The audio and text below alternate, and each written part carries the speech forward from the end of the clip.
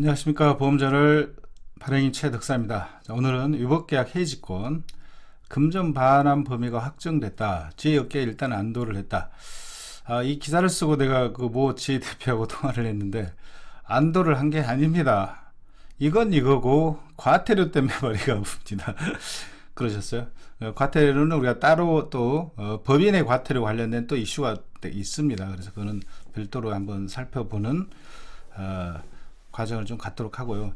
이모저모, 즉 이모저모에서 계속 추가적으로 실제 시행된 이후에 생기는 어떤 문제, 그 다음에 좀 약간 시행을 좀 처음 해봐서 불명확한 것들이 명확하게 이제 유권 해석이 이제 당국에 내려온거나 또 문제가 있다고 이제 우리 당국에 이슈 제기하는 것들을 계속 한번 취급해 보도록 하겠습니다. 왜냐하면 현재 현장에서는 이 금소법이 가장 민감하고 가장 중요한 문제인 걸로 보여집니다. 자, 소비자가 요가 해지할 경우 해지 수수료, 위약금 등 보험회사는 소비자가 해약할 때, 야, 너 해지할 때 해지 수수료를 내라.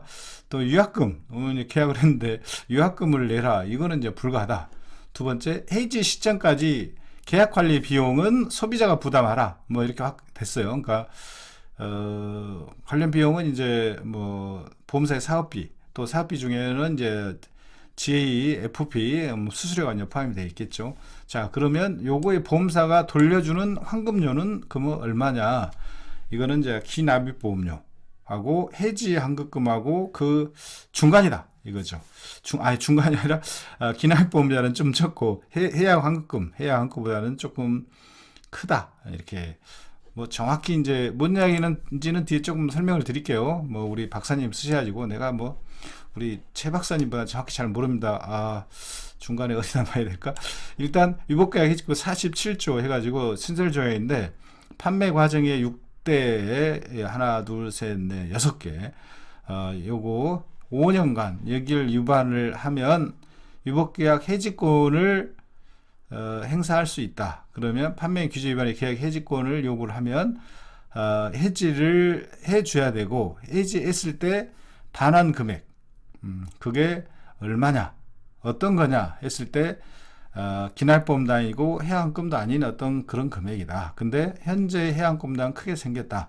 근데 예전처럼 그 민원처럼 무효 해지를 하게 되면 수수료가 전액 토해내고 보험료를 내줘야 되잖아요. 그러면 5년 동안 이제 그 계약한 사람도 어디 가고 그 또 오버라이딩을 받은 사람한테 환수해야 하는데 여기도 어디 가고 그러면 저희가 이걸 다 토해내거나 아니면 이제 그 재직하고 있는 애플도 마찬가지로 이게 이제 5년 동안 막 쌓인 건지 한두 건이 아니면 금액이 과태료도 물고 이것도 이제 해날도 엄청 이게 충격이 정말 큰 거죠. 정말 민감한 문제인데 다행입니다. 이 정도 나온 거는 저는 굉장히 다행이라고 생각을 합니다.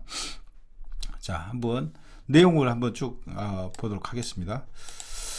자, 어깨가 이제 한숨을 돌렸다. 자, 한숨을 안 돌린 분은 놔두고요. 자, 현재 3개월 품질 보증 해증 기간은 3개월이잖아요. 근데 이게 최대 5년까지 늘어서 부도덕한 소비자 블랙 컨슈머죠. 컨슈머 수수료 환수금액이 늘어까 지혜 고민이 엄청 많았는데 잘됐다. 대신에 아까 이야기인 것처럼 이제 보험회사는 이제 소비자한테 너 해지 수수료 그 다음에 위약금 또 같은 어떤 해지 관련된 비용을 내라 추가로 이건 요구할 수 없다.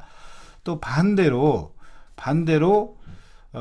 그 소비자한테는 해지 시점까지의 서비스 제공 과정에서 발생한 비용 등은 소비자한테 돌려주지 않는다. 이렇게 정해져 있습니다. 그래서 자, 위법계약과는 금전 반환 병위는 그래서 자, 어떻게 되냐? 그러면 이런 거죠. 자, 이 비용을 지금까지 낸 납입보험료 중에서 해지 시점까지 위험보장, 그다음에 계약 체결, 유지 관리, 수수료, 부가압류, 수수료까지 FP 수수료 다 포함된 거예요. 해지 시점까지 이제 적립해둔 금액과 이자만만 그냥 환급하면 된다. 위험보장, 계약, 체결, 유지 관련 비용에서 이전까지 요것만으로 이제 인정이 된다. 즉 그래도 해약 한금이 좀 많다는 거예요. 그래서 100% 민원 해지처럼 환수되는 케이스는 우리가 막았다. 사실 그게 말이 안 된 거죠. 그러면 정말 이거 큰일 나는 겁니다. 일단 1,000만 원 내고 또 환수되면 환수 금액을 다 토해내야 되는데 그걸 직급별로도 오브라인 다 토해내야 되고 회사분도 토해내고 보면 이게 막 쌓이다 보면 아마 부도날 회사 많을 거로 보여집니다.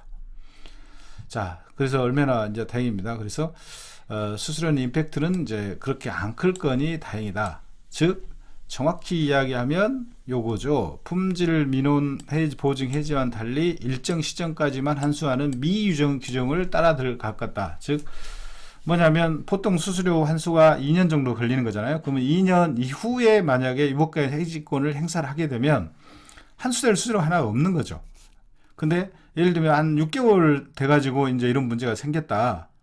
그러면 실제로 환수 금액은 많겠죠. 예, 즉 기존의 수수료 환수 규정 룰과 유사하게 미유지했을 때 환수하고 유사하게 될 것 같다. 그래서 2년 이상 지나면 사실은 환수로 인한 어떤 문제는 이 규정으로 보면 없다는 거죠. 천만다행입니다. 자, 그런데 이제 이런 문제가 남았어요. 추가적으로 이제 이야기를 하다 보니까 생기는 문제인데, 그 문제 고객이에요. 고객이 유보계약 해지권에 있다 딱 했는데 이게 뭐 내가 해약한 거나 아무 차이가 없어.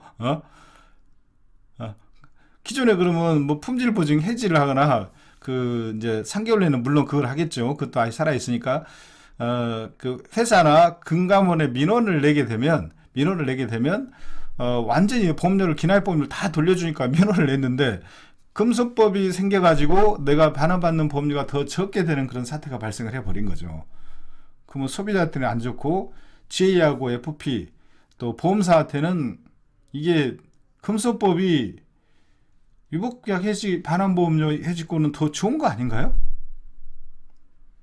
자, 그럴까요? 그 다음 편에 한번 그거 살펴보도록 하겠습니다. 자, 좋았으면 좋아요, 싫었으면 싫어요.